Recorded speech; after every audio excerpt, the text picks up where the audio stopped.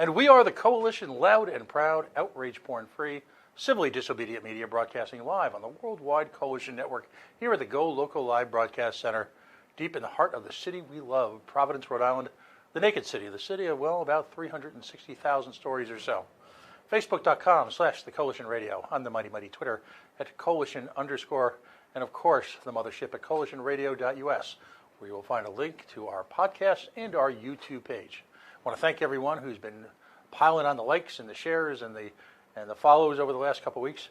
We say this every week, but social media is the mother's milk, the primary way that we have of communicating with the public, of competing with folks with vast resources to get our message out and to give, whether it be political underdogs, good government types, sometimes incredibly enough, even in Rhode Island both, give them a chance to talk about issues that are challenging to the body politic, as to, let's just say, the usual mindless pablum that fills our airwaves and print media.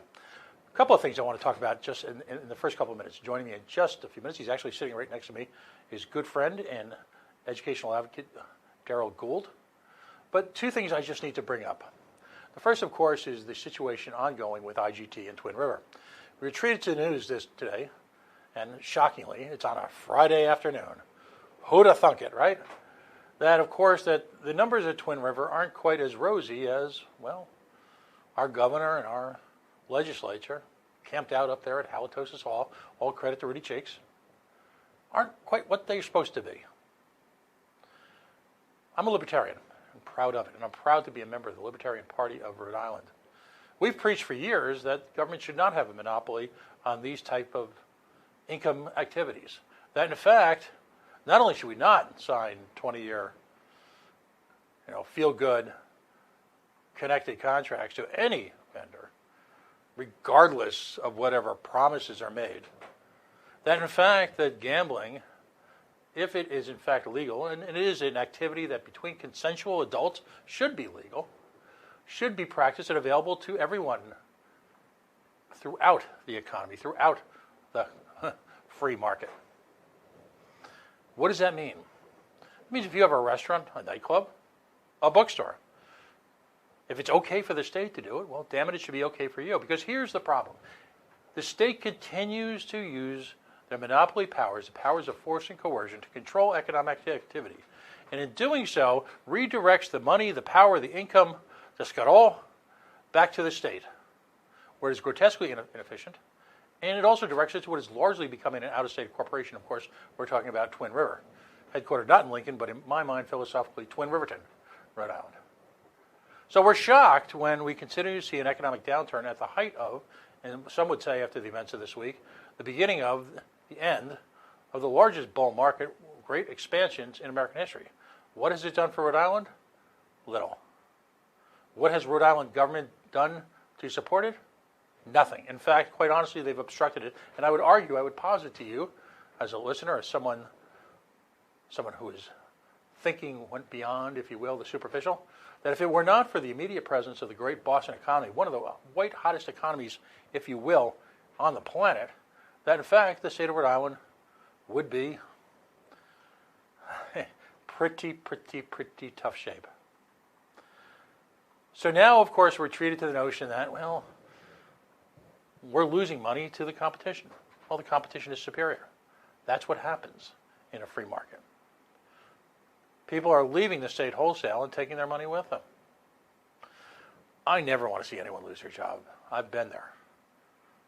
But the state needs to go through a kind of a painful correction where they wean themselves off of casino gambling and gambling money, which is really nothing more than a regressive tax on the mathematically impaired. And I'm someone, I feel the urge, and I've done it a few times. I've played the ponies, played the casinos. So I am no different than anyone else. But in terms of its economic contribution, I would argue that without a doubt, that the huge presence of casino gambling in this economy has actually been a contributing factor to the doldrums that we've actually been part of now for largely my lifetime. So A, it's time to get government out of the gambling business. B, if we're going to say that gambling is legal, and we should, then everyone in the economy should be able to participate in it. And then maybe some of that money will stay home here in the state. It'll be reinvested into the state because that's what happens when you have a truly free market. Some big coalition news. Anyone who's watched the show or seen the podcast out there knows that about a month or so ago, we did a story. It was, I thought, one of the more provocative conversations I've ever had, almost to the point of being soulful, with folks from a little town in New Mexico called, well, Deming, New Mexico.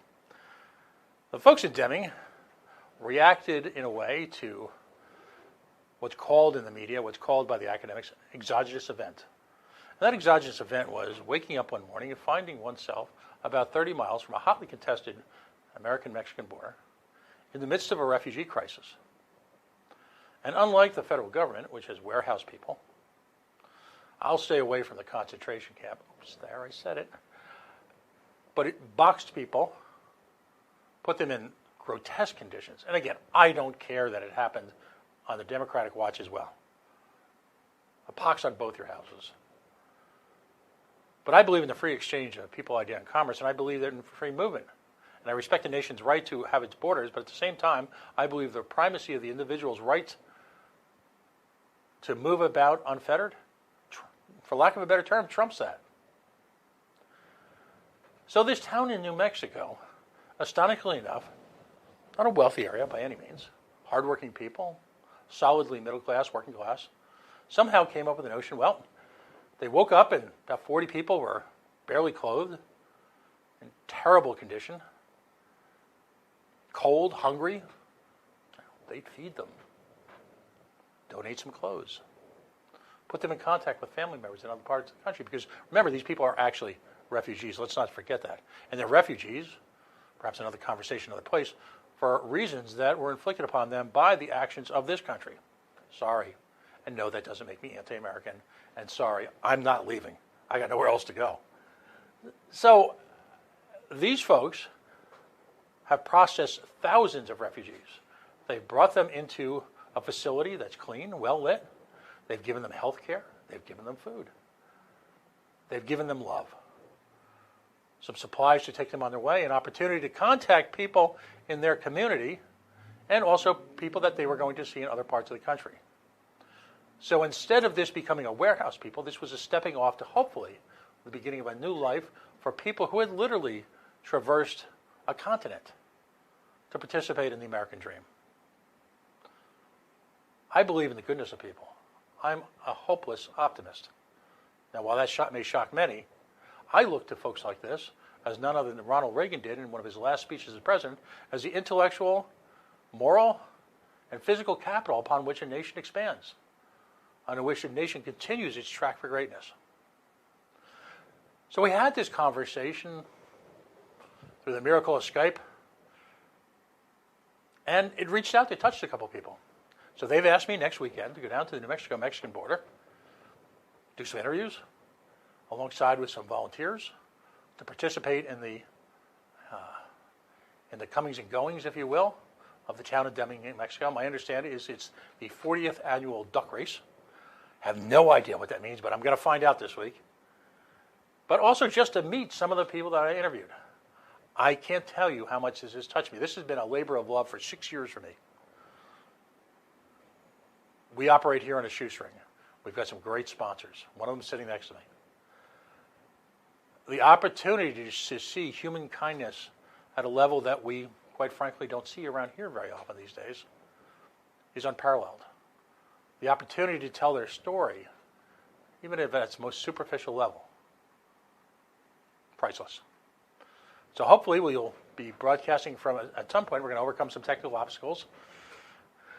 You know, the coalition does not possess state-of-the-art equipment. I will say this, if anybody feels the desire to reach out and help a little bit with with some of this stuff, Coalition Radio Show at Gmail is Venmo. There's a link to Patreon, but we're really not asking for anything from people. I'd ask that, and we'll advertise this week, that you take a few moments, maybe break out of your bubble, maybe actually walk away from your preconceptions, whether they be liberal, conservative, whatever they are. I don't believe in labels anymore. And just try to approach this issue from a simple level, a simple perspective of humanity. Because that's what we're going to try and do. So we'll keep you posted on how that develops this week.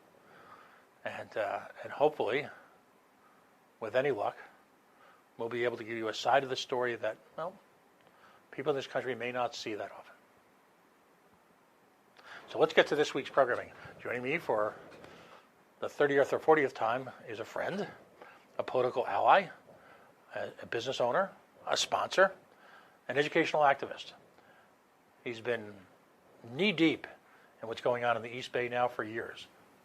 Long preceding any involvement or activities he had as a candidate or as a member of the Libertarian Party. He's my good friend. He's Daryl Gould. Welcome back to the coalition, buddy. Thank you very much, Pat. All right. So... Here we are again. All right. What do we call this on the coalition now? As the stomach turns. So I just got to ask you the question, then I'm going to let you rip. Okay. $17,500. Yeah. Now, by the way, after this conversation over, there is good news. There's a new sheriff in town, and we're going to talk about him, and and the changes that he's already bringing. But what do the kids say? WTAF? Something like that. Let it rip. What is going on? So, as you mentioned, there's this the number is actually $17,250 and I believe 75 cents. That number is important because that is the dollar value that was given to our team. So our group, for those of you who are new to what we do in Bristol Warren schools, I am part of a group of parents, taxpayers. There's certainly some teachers involved. Staff, things along those lines, that we're the Bristol Warren Regional School District Parent and Student Advocacy Group. So basically our group is a group of parents that really is dedicated to trying to improve things in the school district. And obviously a lot of that is done through advocacy.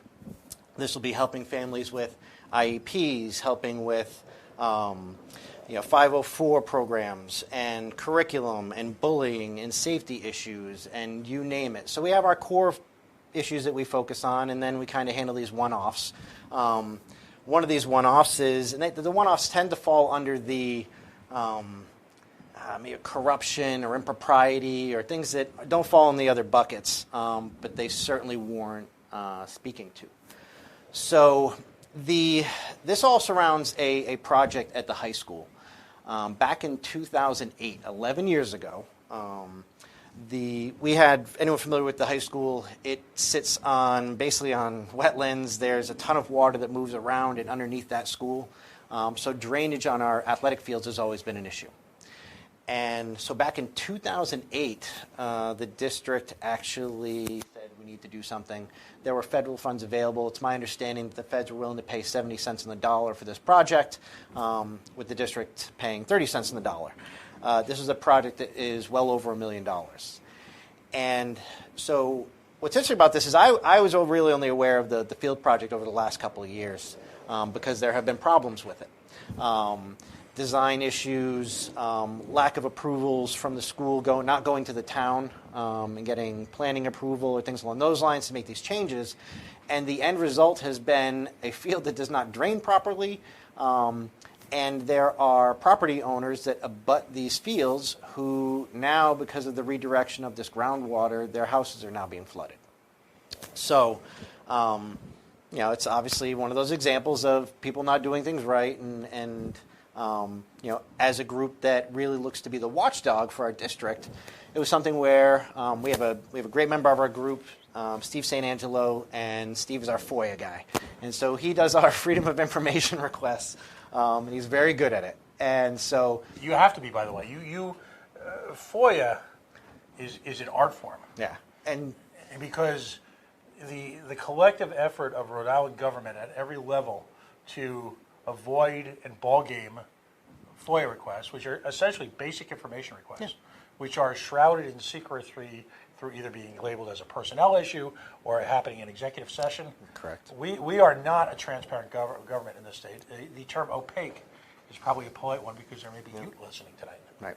So That's, and I'm sure there are 3 somewhere listening. So we started looking at this field issue, and obviously there are property owners who were complaining about it and what happened. So Steve had submitted a FOIA request, really looking at the history of this project. What were the funds that were paid out? Who were the contractors? We do have concerns about some impropriety with bids. So that's part of the reason why we're looking into these things now.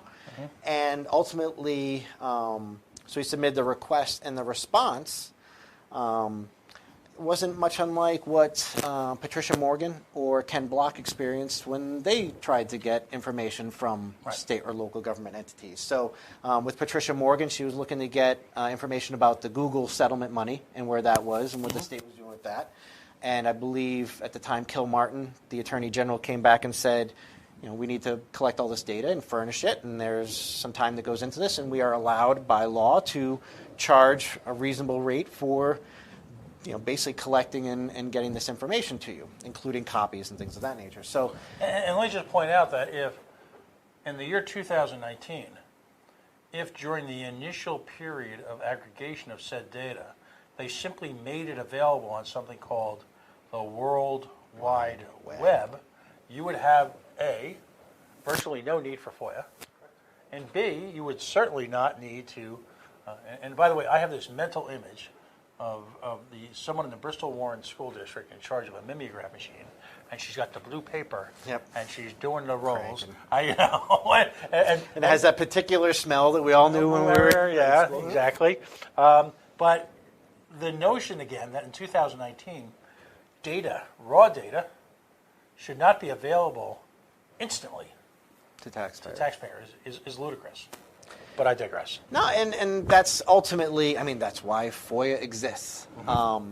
So the response was from the district's attorneys was basically answering a few points that we made as far as, okay, to get this information, it will require this many hours of labor, and we assume it'll be this many pages of paperwork. And so you tally it all up, and that's where this $17,250 number came from. So the district's expectation is if we want information about this project, which again has gone on for 11 years, cost millions of dollars, and appears to be a failure, we have every right to figure out what's going on here. And the fact that the powers that be don't have this at their fingertips, given the state of this project, I would assume that our school committee, when they find out that, the results weren't achieved and there were actually some unintended consequences that have negatively affected other property owners,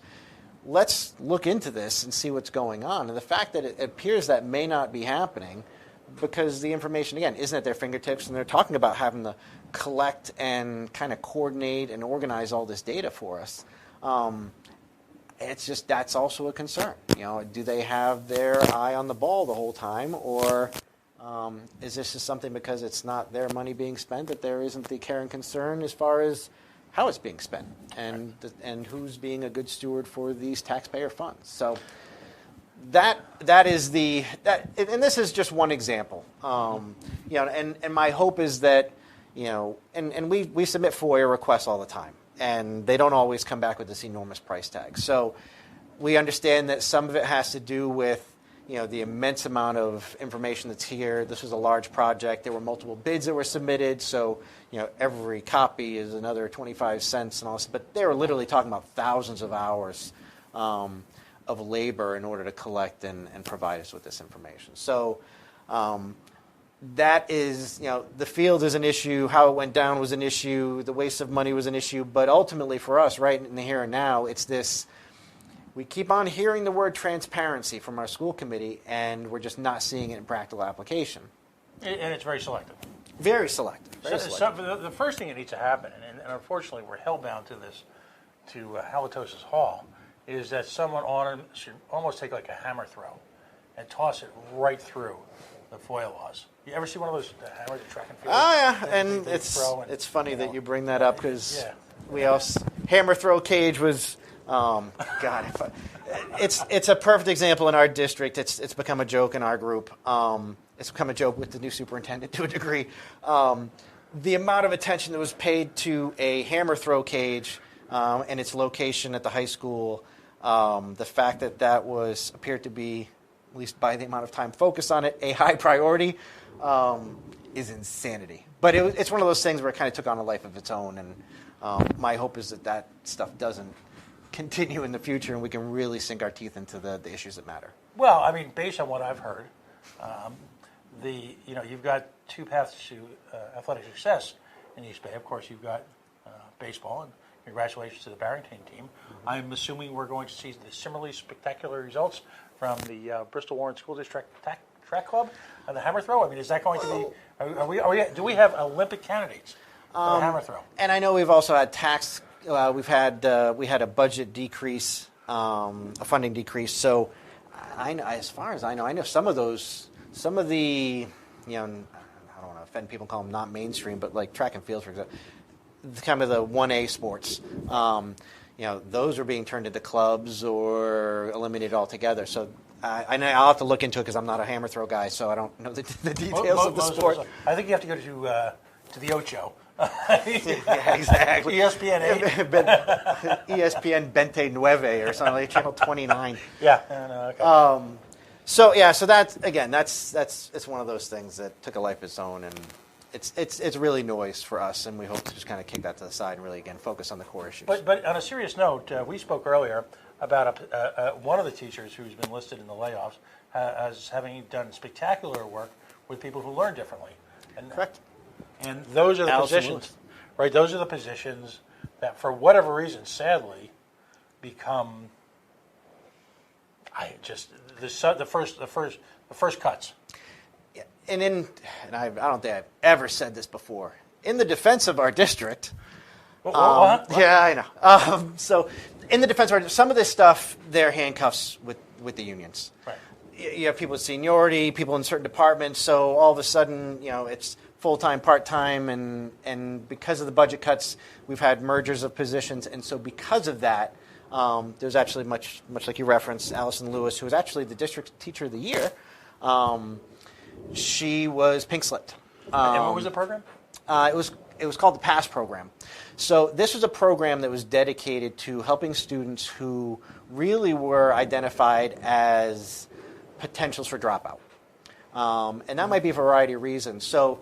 And depending upon who you talk to in the group, and I know that that Allison did work with students even outside of what was formally, the defined lines of the program.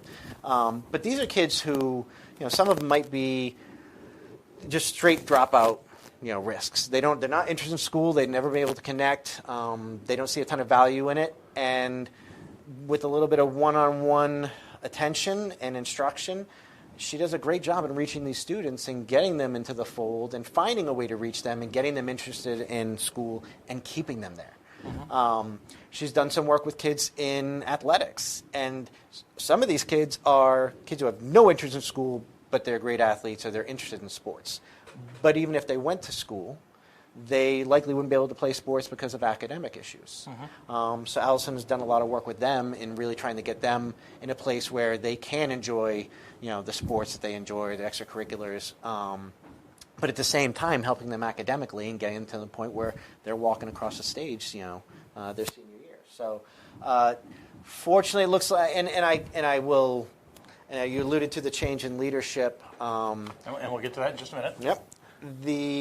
So Allison, my hope is that she's working with the current superintendent, what that will look like. And again, it's a personnel issue, so that's something we won't get information on. But it's our hope that she stays in the district. My gut feeling is that she may, but we'll see where the chips fall. If you're just joining us, Daryl Gould, educational activist, former candidate for office. In full disclosure, one of this show's sponsors is joining us. He's talking about some ongoing FOIA situation where, and we've heard this tale before, I don't know if I've ever heard $17,000 in change for information tied to a variety of construction projects, one in particular an athletic field, that has gone way beyond budget, has gone way overdue, and it's got sort of caught in the same morass that, unfortunately, all too typically, you hear about municipal projects. A quick note about one of our sponsors tonight. This show is brought to you by the following folks at Yacht Club Bottling, yachtclubbottlingworks.com. Rhode Island's boutique soda before we knew we needed boutique soda. Long before hipsters donned their dark glasses and short, skinny jeans and went to try and figure out how to make something niche that they could then talk about at a coffee house. For the last 100-and-something years, Yacht Club Soda has been building, I believe, America's finest soda.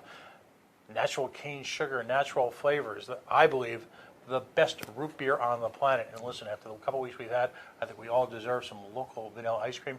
You know, one of our state legislators put out in the middle of the Providence school crisis release her own little independent pole of ice cream. I don't know if I'd want to do that, but whether it be the ice cream machine at Cumberland or your local ice cream store, Yacht Club Soda perfectly pairs with anything you're doing this summer. They've been a friend of the show for a number of years, and again, we support independent businesses managing to thrive in a difficult environment here in Rhode Island because they also support independent media, which somehow manages to survive in a difficult climate in Rhode Island. So our heart is out to them, of course, this week after the loss of really their patriarch, and we wish them nothing but love and nothing but well.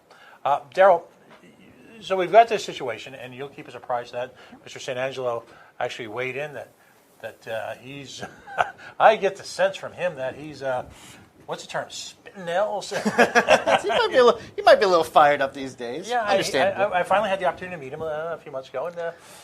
And he's I mean, we're a band of parents, so there's no cookie cutter here.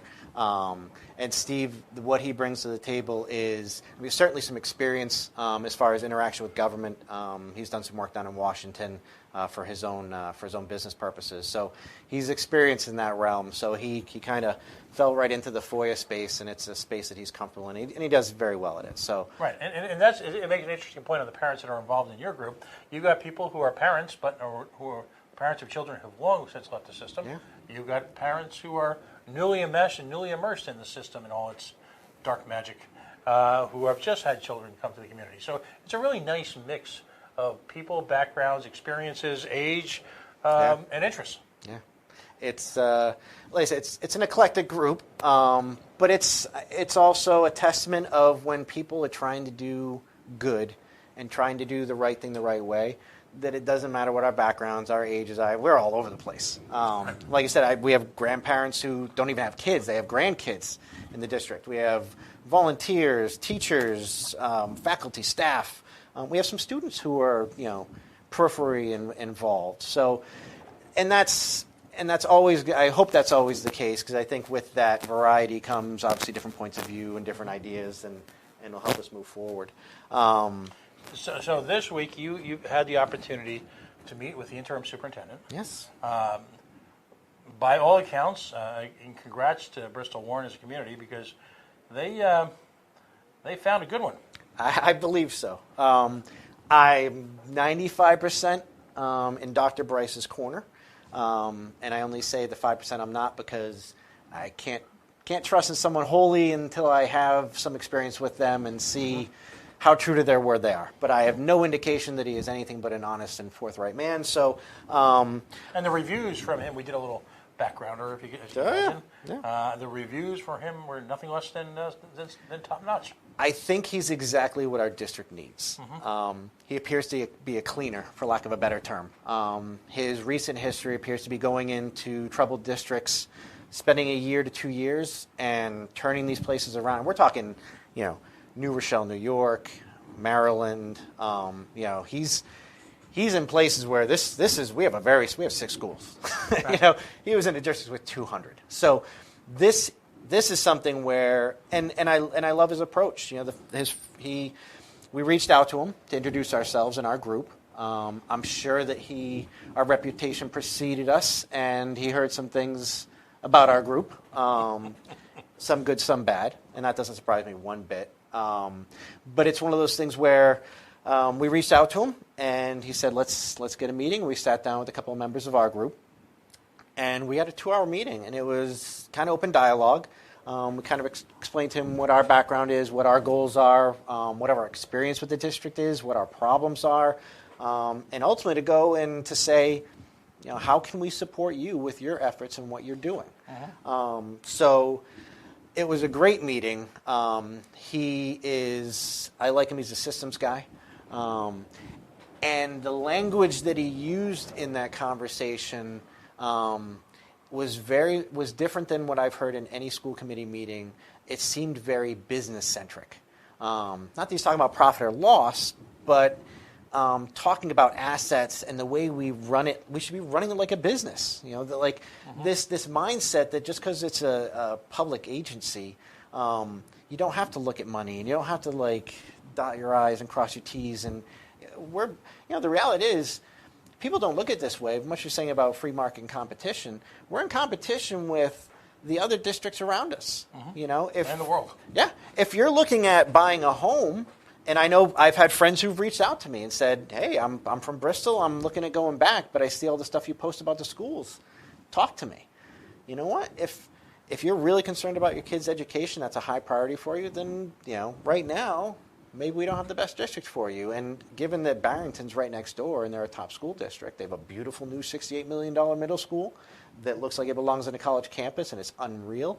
But we're competing against those other towns. So I think it's important, too, that organizations within government need to understand that not only are taxpayers, as I call them, necessary inconveniences to have around to fund what is the true mission of the school system in towns like Bristol, Warren, which is to keep alive a bureaucracy filled with people who have little or nothing, it seems at times, to do with educating children.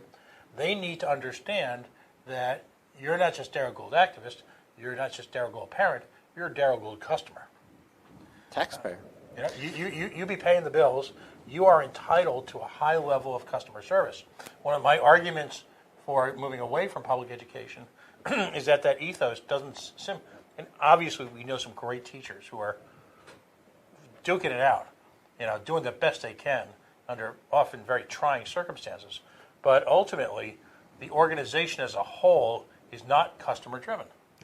And $17,500 or $300 FOIA requests don't exactly reinforce the notion of customer driven. No, and it's one of those things where, when we keep on hearing the word transparency from our school committee, and that's one entity where we see anything but. I'm happy Dr. Bryce has come in and introduced some rules about executive session. Tell me more. As far as when that will take place. So historically what's happened recently, any recent history at our school committee meetings is, you have a lot of parents showing up who are concerned and want to speak and want to hear what's going on. And what would happen quite often is they take public comment and then immediately go into executive session, maybe for 2 or 3 hours. Right. So you have parents who have kids to get home to, meals to cook, all this, work to prepare for the next day, all this other stuff. And we might be getting out of there at 10:30, 11 o'clock at night when they're just getting out of executive session. And it may be coming out of executive session and banging a gavel and saying we're adjourned. So Dr. Bryce has come in and said, let's move executive session to the beginning. That way, which does a couple things. Our meetings generally start at 7, so we'll give people a little bit more time to get there after work, right. which isn't necessarily a bad thing. He's really trying to keep it within a half an hour window, and let's just keep this concise and focus on any litigation and personnel issues. Right. And that's it. And the rest of the time really should be out and open with the taxpayers and the parents and the families involved in the school district. And it's interesting because it really, the dynamics of who is the boss, for lack of a better term. In a sense, the school superintendent is hired by the school district. But if I can probably misquote or paraphrase Bill Parcells, the once great football coach, until everyone realized it was really Belichick all along, right? He talked about being able to do the shopping. He talked about... You want me to cook dinner, then let me buy the groceries. Right. So, in the Protestant tradition, particularly I'm a Methodist, there's a board, which might be completely foreign if you're from a Catholic tradition, which is the staff parish relations committee, which does it's incredibly enough, a job review of the pastor and performs oversight in case there are difficulties or challenges should arise. Catholic Church doesn't want that. But you have that kind of dynamic here. It strikes me as an outsider, of which I am, that he has made it very clear in a very professional, soothing manner that he's the new sheriff. Yeah. He's in charge. And it was an interesting dynamic with Dr. Andrade, the former superintendent. I said jokingly that I was convinced that he had nudes of everyone on the school committee because I understand why they would kiss his ring constantly. And it seemed like to say it was managing upwards is an understatement. He was a tyrant. He was a soft-spoken one, but he was a tyrant, and he ran the district with an iron fist. And I'm not going to say the school committee was afraid of him, but they certainly didn't challenge him. And I don't know if it was because they just had a misplaced amount of respect for his capabilities and performance. But at the end of the day, they didn't feel like they were holding him accountable. It almost sounded like they answered to him. Right. We had that conversation with Dr. Bryce on Wednesday or Thursday, Wednesday. And I told him, I said, I based upon your views and what I believe, who I believe you to be, I really hope that you have the influence over the school committee that the past superintendent, because I think you can really, force some good. And he had a great point. He said, in as much as he's hired by them and he is responsible for reporting them, it's his district to run. And the school committee really should be focused exclusively on policy, and the running of the district really should fall on his plate. And I think I just get the feeling that there's been some commingling of those responsibilities in the past when it suited people and sometimes for less than honest or good reasons. But yeah, so formally, if Dr. Bryce is watching this, and I said to him the other day, welcome to the district. And the first thing Dr. Bryce said to us in the meeting was, candidly, like, why aren't you guys one of the top, if not the top districts in the state? He's looking around our towns and saying, he's coming from economically depressed areas where they're really struggling, inner city schools, and he's looking at our district. It's a fairly affluent, it's not equitable from one town to the next, but fairly affluent, high education level. We don't have a ton of poverty. There is some, but you look at what we spend on students, which is over $17,000 a year, and which is twice the national average, and he's saying, what's preventing you guys? And some of it, when we talk to him about it, you can see the look in his face. You could tell he's just, this is Mickey Mouse stuff, and some of the stuff is amateur hour. And every indication is that he listened to us. We had a great dialogue. He's very respectful. He's all about the student. He's all about transparency, which is big for us. And he has some great ideas. And so, we posed the question, how can we support you? And we have some programs that we're talking about that at our next meeting, we will discuss internally and see if we have the resources and where we want to spend our time. But we're actually looking to turn the page and hopefully start what's a very cooperative relationship with our district. We will still hold them accountable. I think there are plenty of other people who have been more than happy to be sycophants for the district, and if they're getting something out of it personally, then they will look the other way or shut their mouth. That's not what we do. But I believe we can forge a relationship with Dr. Bryce where we can take the good with the bad. And just because we have a disagreement or conflict on something does not mean that it's Facebook and we have to hate each other and and it's World War III. So I'm cautiously optimistic, but he actually invited our group. We're going to have recurring meetings with him, so we have a seat at the table, which is nice. And he will be joining us for one of our meetings in the future, so we can do a little bit of an intro with the people who run in our group. So we're really excited about it. There's still, we still have some of the open issues. I know last time we spoke, Pat, one of the big issues was these two boys in the middle school who were suspended and really twisting in the wind. That really has not been sorted out. There have been hearings at Rhode that have been delayed, so these families and these two boys who are entering school, hopefully within the next 2 weeks, have not received report cards for the previous year. They have not been told if they can return. Well, and it's it's mid to late August. Yeah. This is how is it possible that, and I'm not going to branch in other areas. Let's just say, generically speaking, when the will is there, that this school district, the state Department of Education, can turn on a dime and issue edicts and publish mantras and diatribes and focus like lasers on an issue.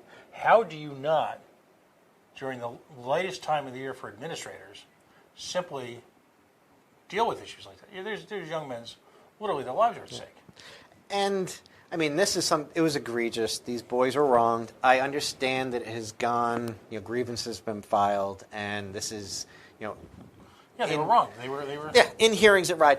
The challenge. So one of the unsubstantiated rumors that's going around, and again, this is where we've talked about how politics in the East Bay has crept into our nonpartisan school committee.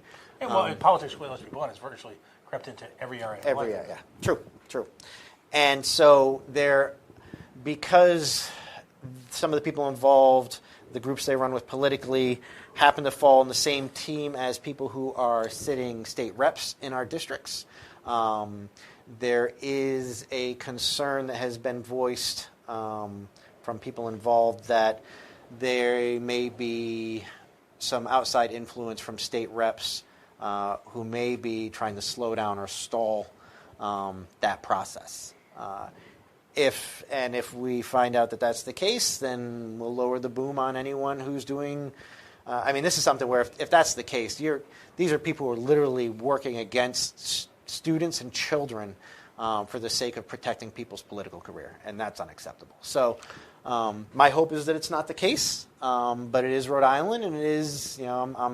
I'm not so naive to think that that's not a realistic possibility based upon the political climate in our part of the world. And it won't be the first time it's happened. No, unfortunately. In the East Bay or anywhere else in the state. Is the superintendent, he's on a 1 year?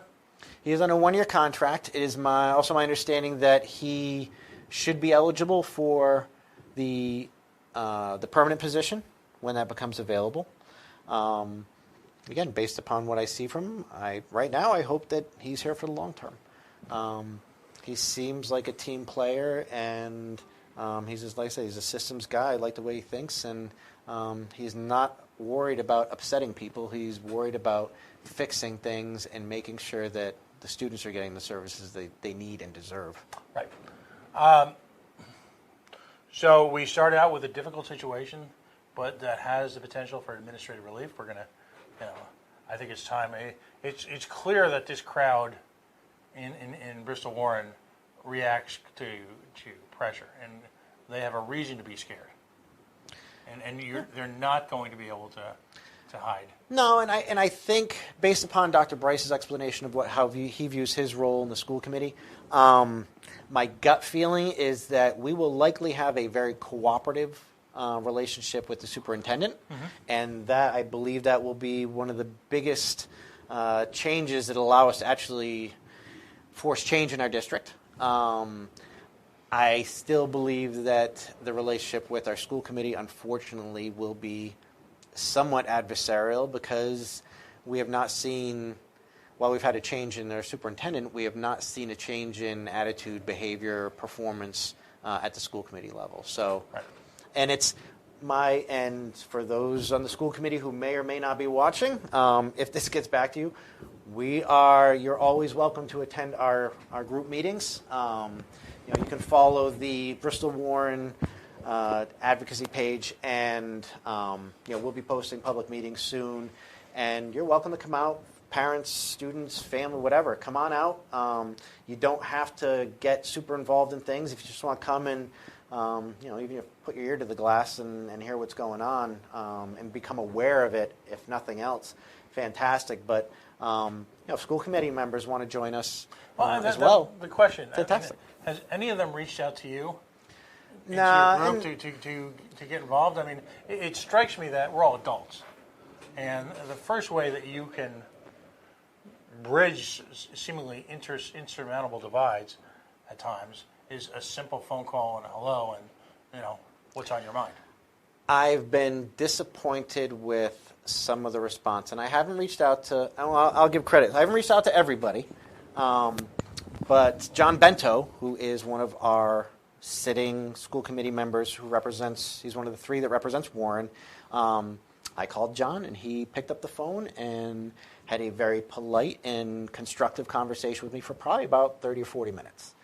I've reached out to other school committee members. I'm in a good mood, and it's a Friday, so I'm not going to put a flamethrower to anybody and name names, but I've had people who outright ignore us, no response whatsoever. I have people who refuse to have live, in-person conversations, phone conversations. They want to hide behind a computer and be able to think out their answers and be very careful in the information that they share. You know what? That's not cooperation. You know, trust. It's a two-way street, and it comes on foot and it leaves on horseback. And you know, if our sitting school committee members really want to cooperate with our group and the other parents, you know, there are other kind of splinter groups that have different purposes and different goals, but ultimately we're all here trying to work for the students. And you know, if they want to work with us, we're here. But I have not gotten, I hate to say, I've never gotten any inclination that anyone in the school committee has the desire to. We're a necessary evil in their eyes, I think, to a degree, which is sad, but it's understandable. You know, we're watchdogs to a degree, and we hold people accountable. And you know what, whether you're not doing your job properly or not, you don't like getting called out on it, and you certainly don't like having it done publicly. So I certainly understand if people are a little, their feelings are a little bit hurt because we're pointing out inadequacies or failings or things like that.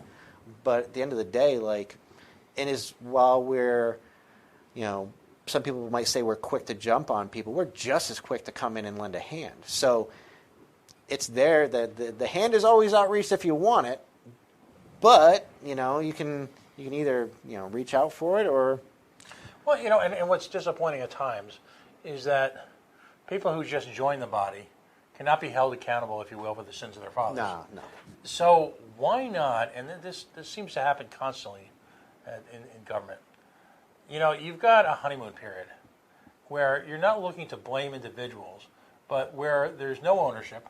In fact, there's a legitimate disassociation from events in the past that give you the opportunity as a leader, not just a member of a body, but as a leader, to say, okay, you know what, I'm not here to purge people, I'm not here to destroy people.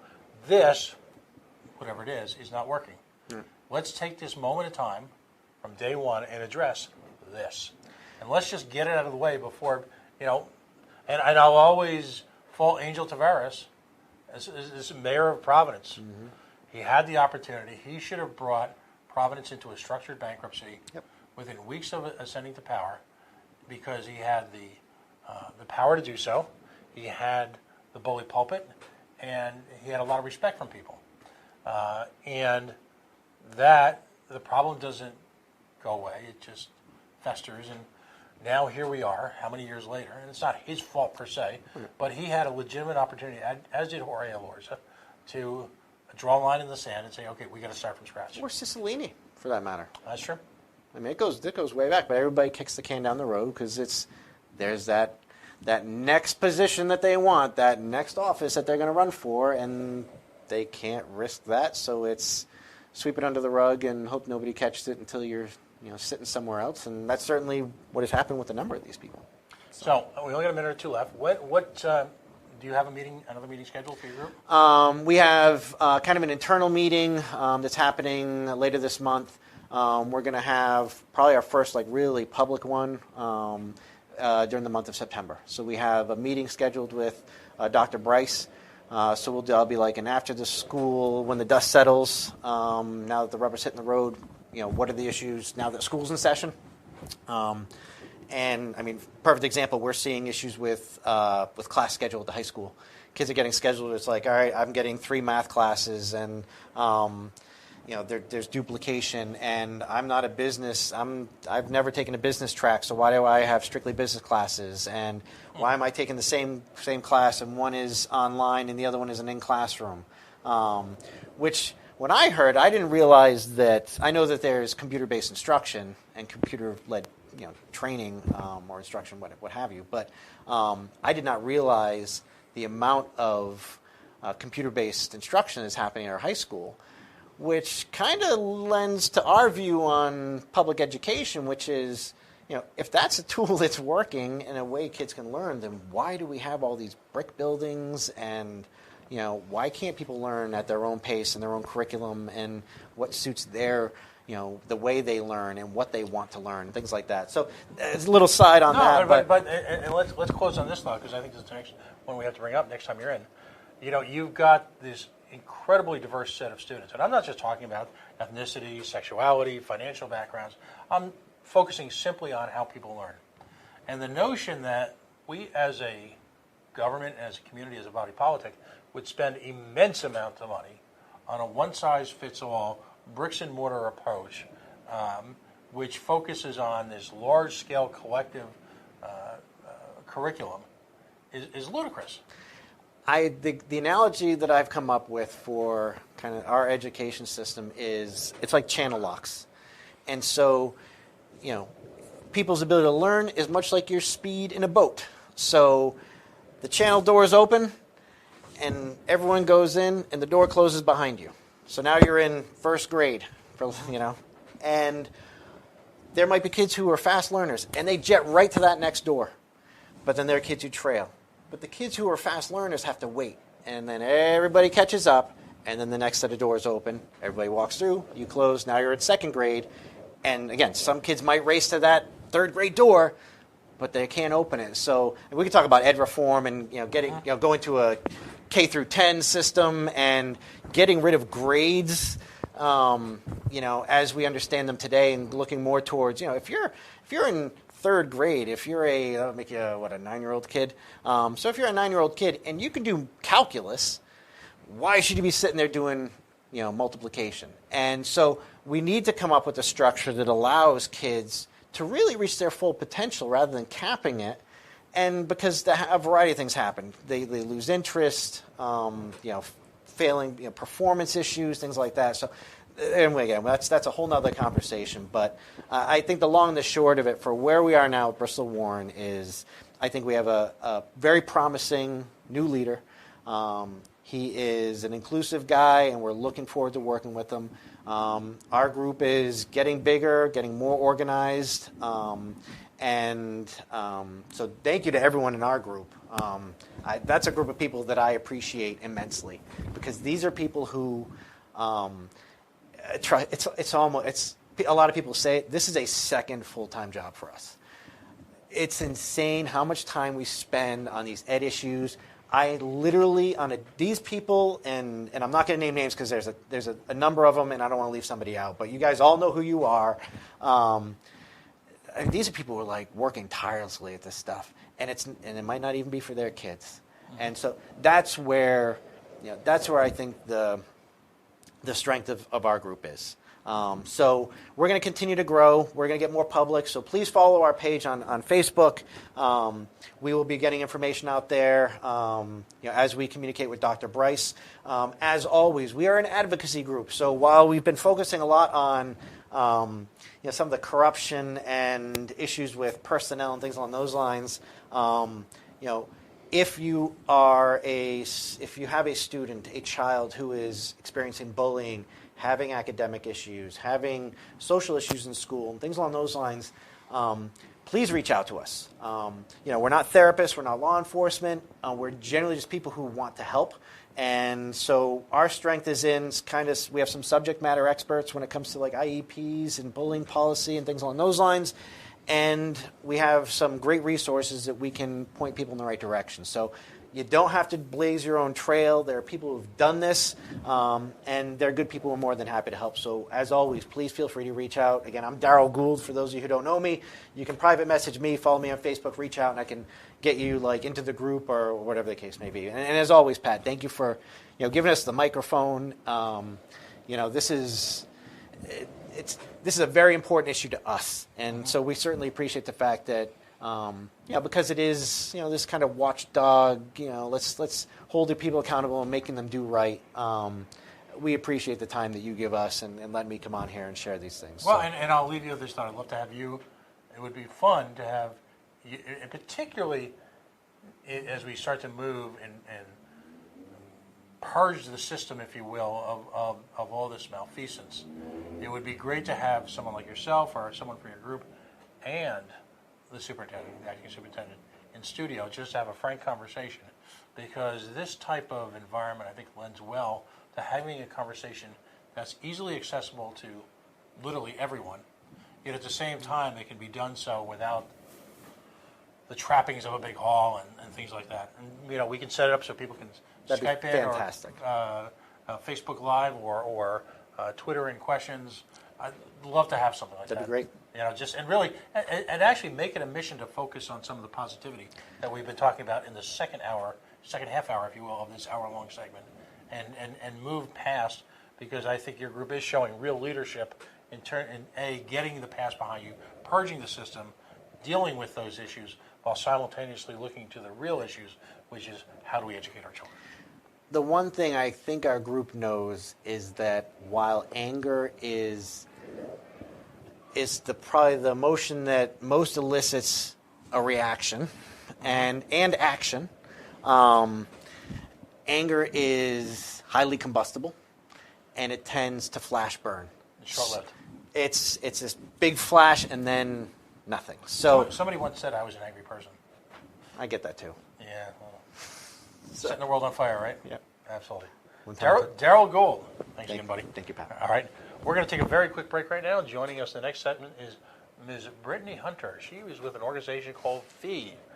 And if you're someone who's looking for yet another source of great writing, someone who is looking for alternative opinions on our culture, our economy, how we govern, or how we shouldn't govern in many cases, then we are proud to have Brittany join us as yet another one of the great young writers that is emerging out of the swamp, if you will, in D.C., and bringing real light and analysis and creating a level of accessibility to issues that I think are ignored by the mainstream media. So looking forward to that conversation. Excellent.